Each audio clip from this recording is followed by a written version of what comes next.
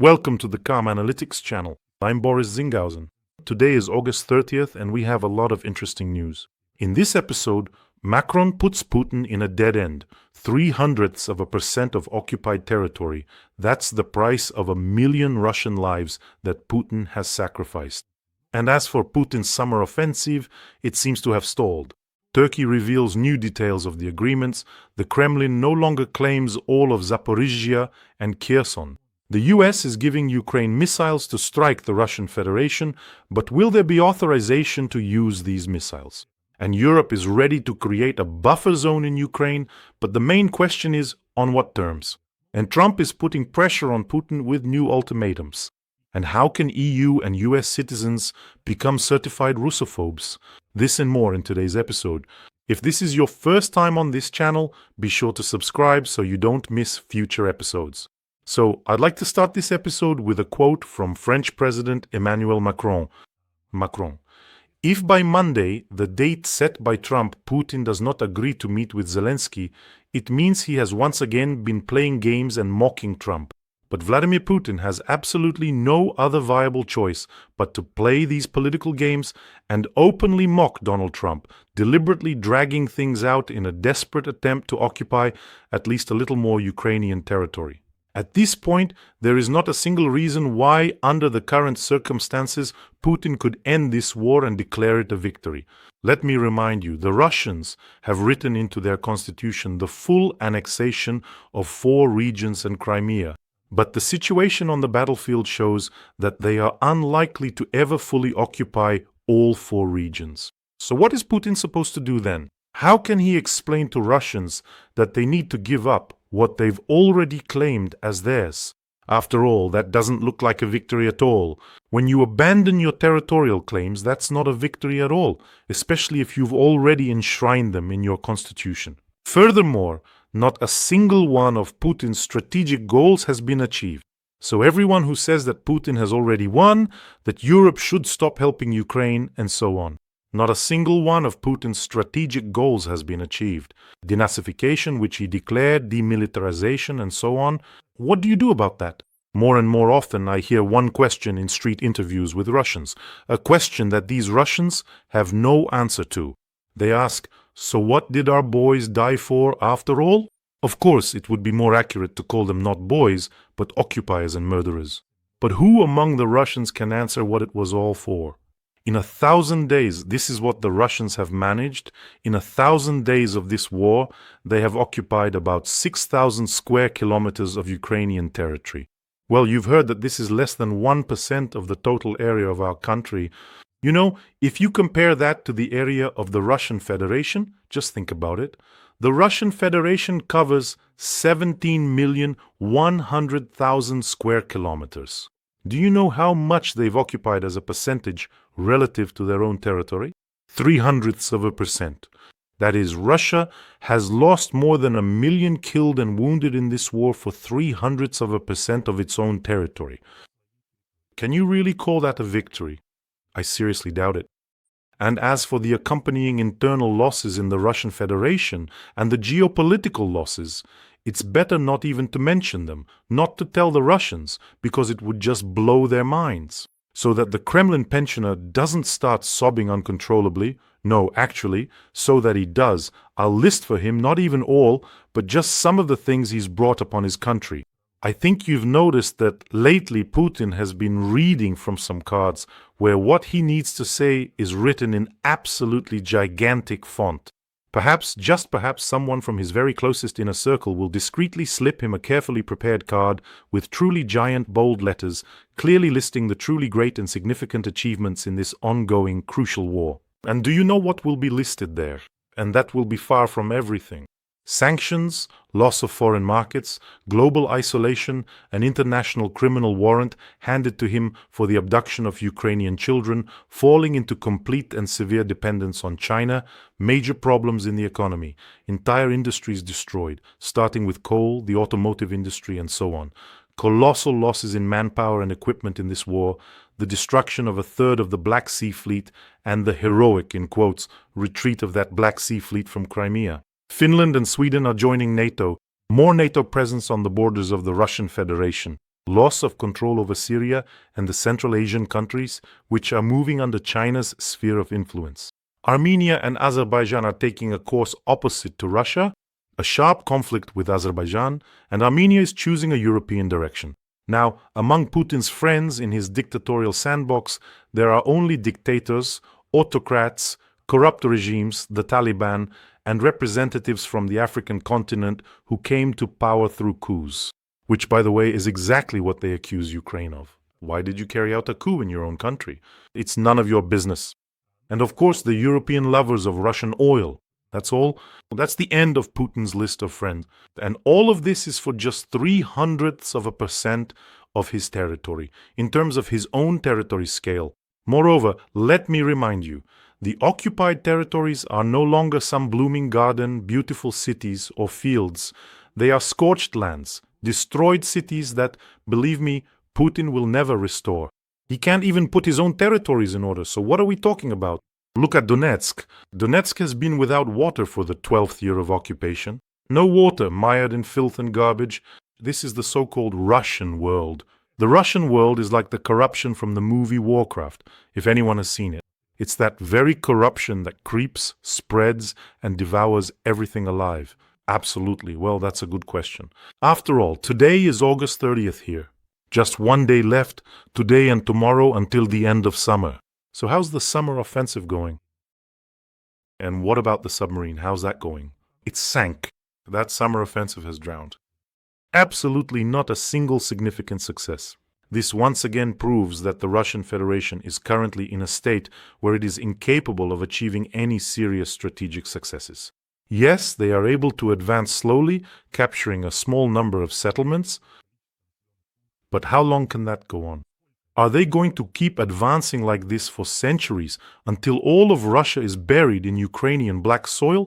So those fairy tales that Putin told Trump, now I'm going to advance, in the fall I'll retake all of Donbass, are just that, fairy tales. By the way, Trump can't possibly not understand this. Trump is very well informed about what's happening on the battlefield and what's going on in Putin's economy, and Putin should and can be pressured. Here's proof of those words. The head of Turkey's foreign ministry stated that Putin has given up his claims to the entire territory of the Zaporizhzhia and Kherson regions. In other words, he has softened his territorial demands toward Ukraine. Hakan Fidan, the head of Turkey's foreign ministry, reported this in an interview with the publication Haberler.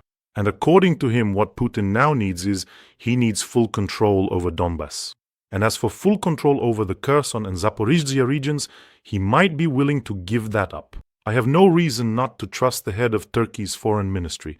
After all, he's not Russia's foreign minister Lavrov, who has already earned a black belt in lying, just like all Russian officials.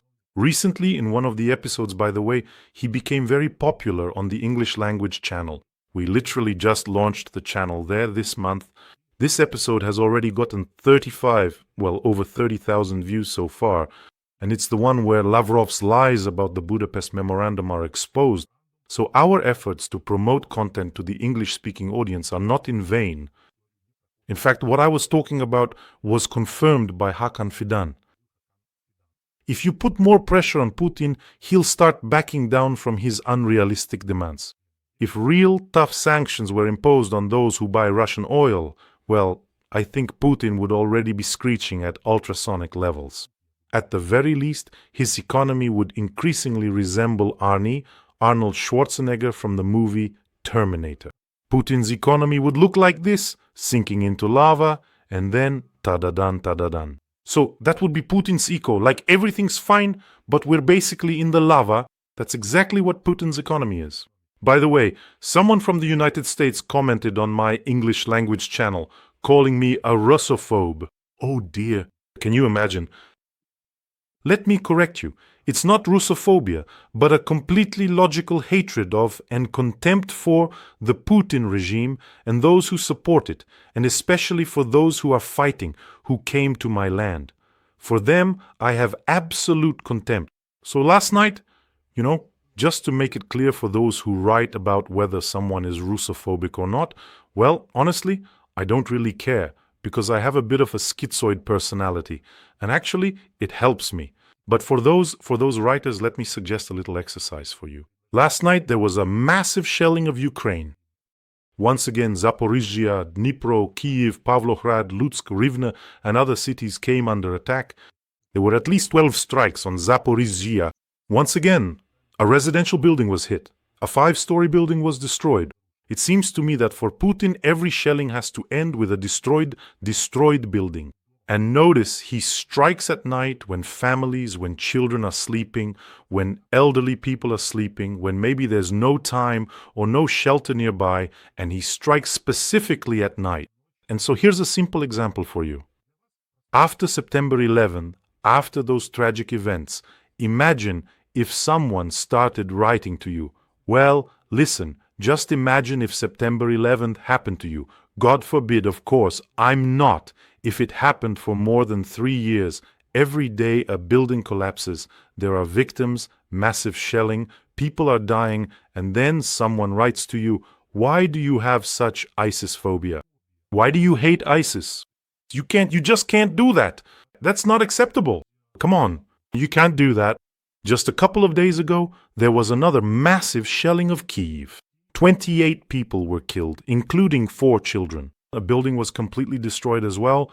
In the very center of a European capital, a whole residential building can be destroyed by missiles. Can you even imagine that? This is the exercise.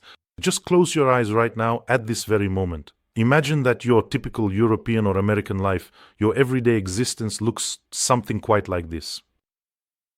The sun is shining, you're going about your business, heading to work, and at any moment an alarm could blare, a siren could wail right on the street while your children are at school, in kindergarten, or at home.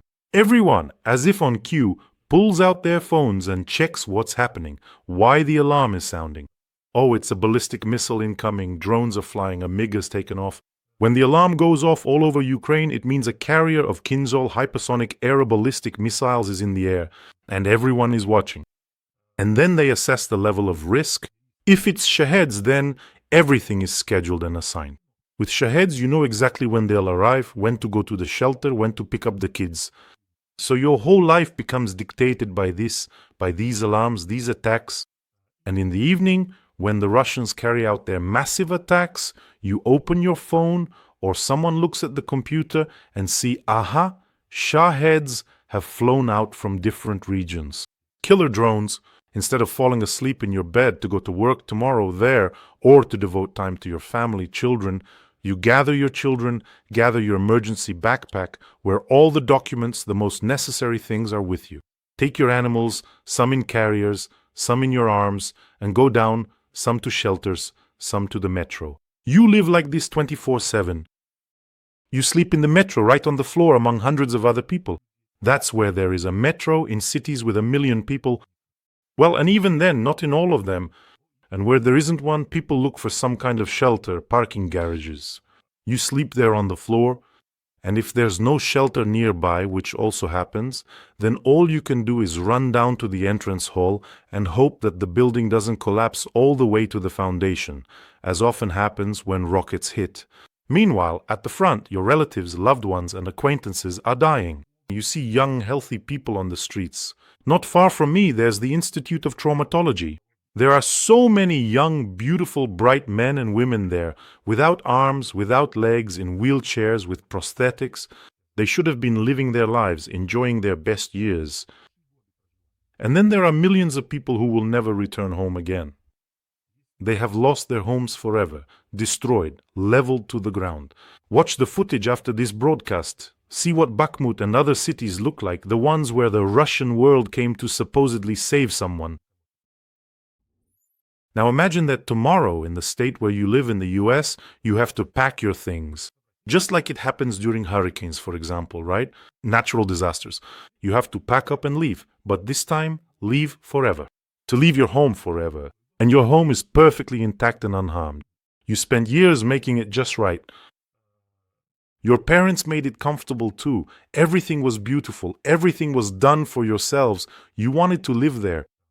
And then some kind of human trash in the form of Russian occupiers moves into your home and keeps living there. But wait, don't open your eyes just yet. There are also frontline cities, just imagine. That's when you live in your house and the air raid siren goes off and you don't have time to do anything because there are guided aerial bombs that can hit your home in a second. You wouldn't even have time to run out into the stairwell. And on top of that, there are drones hunting civilian cars like it's a safari. Some roads are called the Road of Death. That's what they're actually called. There you see the burnt-out shells of civilian cars where entire families died because Russian drones hunt them down. So these guided aerial bombs, when you get a warning, within seconds one can hit. It's huge. It can bring down an entire house. And you know what you might have time to do? Just like now, if you closed your eyes, just sit down, close your eyes for a second. Just let it not hit me. Just let it not hit my house. And then open them again. Really, how could these callous Ukrainians possibly hate Russians, be Russophobes? But in reality, even if you close your eyes, it's impossible to imagine this for real. You just can't truly feel all of this. That's why I highly recommend to those who, accuse Ukrainians of excessive Russophobia to come to Kharkiv or Sumy, live there for at least a week, or even better, somewhere closer in the small frontline towns. Spend a week there. It's truly impossible to imagine, even if you watch all the videos from Ukraine showing so much grief, how people lose their loved ones, stand there in whatever they manage to escape in, watching their apartment building burn down. It's impossible to imagine this. When I was little, my great-grandmother used to repeat, "If only there were no war, if only there were no war," and it was already peacetime.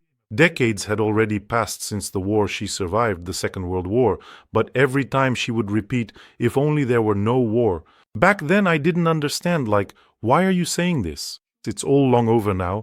Now I think that many Ukrainians after this war will also be saying, "If only there were no war." Back then, at that particular moment, I truly didn't fully understand why she had said that. But now, in this present moment, I completely and unequivocally understand. By the way, my dear friends, let me gently remind you that our incredibly brave defenders are doing the absolutely impossible right now. They are heroically and valiantly holding back this truly immense armada of Russian ghouls with all their formidable equipment. And that's why Putin failed to achieve anything this summer. That's why his offensive stalled. That's why he got, excuse my French, a serious beating. And for those who are dishing out that beating to him there on the Pokrovsky front, today we have an important fundraiser for one of the largest brigades, the separate presidential brigade named after Bogdan Khmelnytsky. Right now they are precisely on the Pokrovsky front. They need several ATVs, so I ask you to join in and support this fundraiser. We've already done this together more than once, including for the separate Jaeger brigade. And by the way, sometimes, the equipment gets delivered, and you think, that's it, thank God, guys, may it save your lives and help you out there. And then they write back, say it's working, and send videos. And in those moments, I don't know, I feel like I get some extra strength. That's why I'm asking you to support the fundraising. I'm going to show you a video message now. They reached out to us directly to this channel. The war continues to scorch our land. The separate presidential brigade is appealing to Boris Tizengauzen and the viewers of his channel with a request to provide our battalions with ATVs to carry out mobile combat missions in the Pokrovsk direction. We are sure that you fully understand what kind of hell is happening here right now. We all need to make every effort to preserve the independence of our state. Let's help our warriors. They are heroically defending us and our country. Honor and praise to them. And to you, friends, I always say a huge thank you for helping and supporting our defenders.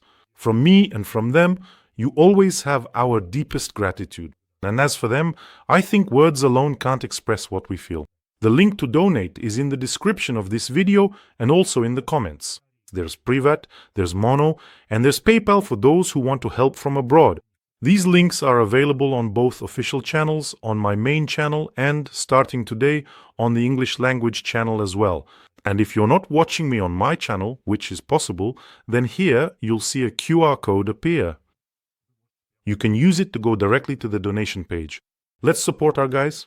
And speaking of the phenomenon of this war, about Ukraine, about Ukrainians who didn't surrender in the first days, but instead put up such fierce resistance that I think it truly surprised and amazed many people, despite the fact that Donald Trump said you shouldn't fight an enemy 15 times bigger than you, it turns out you can, and in fact you must.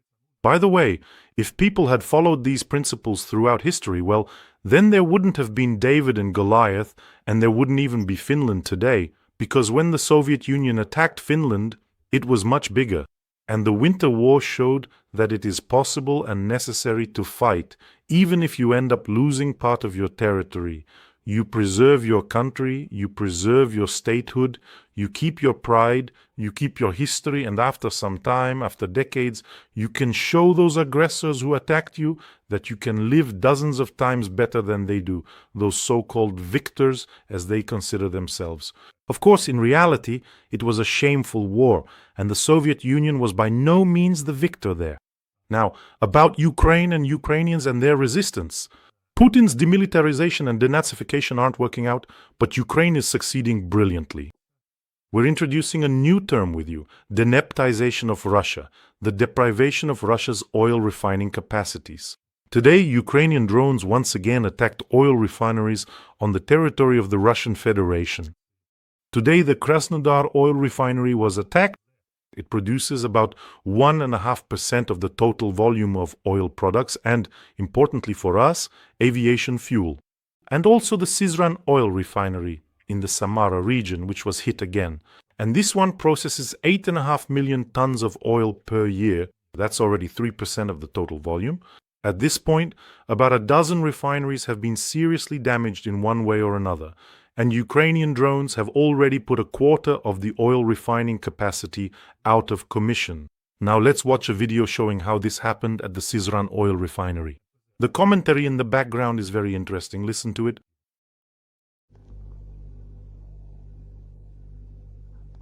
If I'm not mistaken, that was actually a missile that flew by.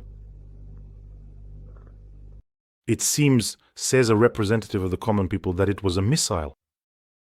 Interesting. Let's hope it was a missile. And recently there was a strike on, one of the largest, the second largest port in the Russian Federation, Ust-Luga. And now it turns out there are already results. The drone strike has put the Novatek plant on the Baltic out of commission for months. That is, repairs at this Novatek complex will go on for months. And this Novatek processes gas condensate into kerosene, fuel oil, and naphtha. So basically one of the three units suffered significant damage, and since there are sanctions, since no one will supply equipment through direct deliveries, and you have to order it in advance, well in advance. So all in all, excellent. It was a Ukrainian drone, I want to emphasize that again.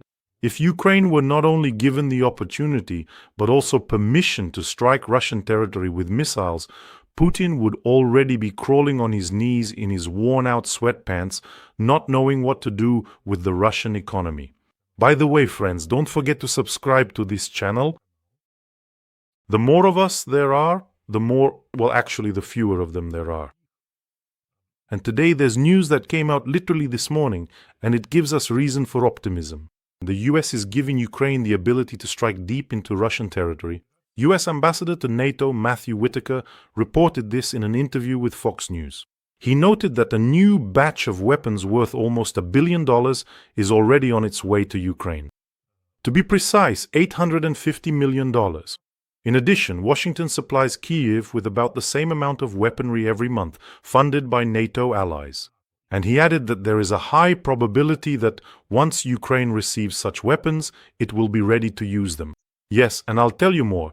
Ukraine has actually been ready to use them for quite a long time now. And by the way, I just learned some important news. This package of 825 million, which includes about 3,500 missiles, was paid for by Denmark, the Netherlands, and Norway. And here, I always want to say a huge thank you to everyone who helps and supports Ukraine. But I have an important question, one to which I still don't have an answer. Naturally, we will need to coordinate strikes with these missiles with the United States. But will Ukraine be granted permission to strike the necessary coordinates to hit military targets on the territory of the Russian Federation? That's what's important. Or will this be, a kind of delayed guillotine in Donald Trump's hands, one of several guillotines, and he can use this to pressure Putin? He could say, look, there are already 3,500 missiles in Ukraine. They're lying around somewhere, hidden. I'm not giving permission to strike Russian territory. In the same way, in my other hand, I have sanctions, tariffs against those who buy Russian energy resources. I'm not letting them make a move either. Well, for now, they've limited it to tariffs against India at 50%, and even then, not on all goods. So that's what I have. Let me put pressure on you from both sides and you'll give in. Or you'll make concessions. It's very doubtful that Putin will make concessions. He'll be much more likely to make concessions if all those 3,500 missiles hit the territory of the Russian Federation, targeting military facilities and arsenals. They'll go up in bright flames. So that's how it is. Well, I think we'll find out for sure very soon. But even those 50 days that were supposed to end, if Donald Trump had given them to Putin, are getting closer and closer. So we wait. For now, our hope lies with the armed forces of Ukraine and our allies. Take care of yourselves, friends. Take care of your loved ones. Subscribe to this channel and let's support the fundraiser for the separate presidential brigade for these quadcopters. Believe me, this is an investment in destroying monsters and saving the lives of our soldiers. This is all we can do for them right now, and our help, yours and mine, is very, very much needed. Wishing us all a peaceful day, and of course, glory to Ukraine,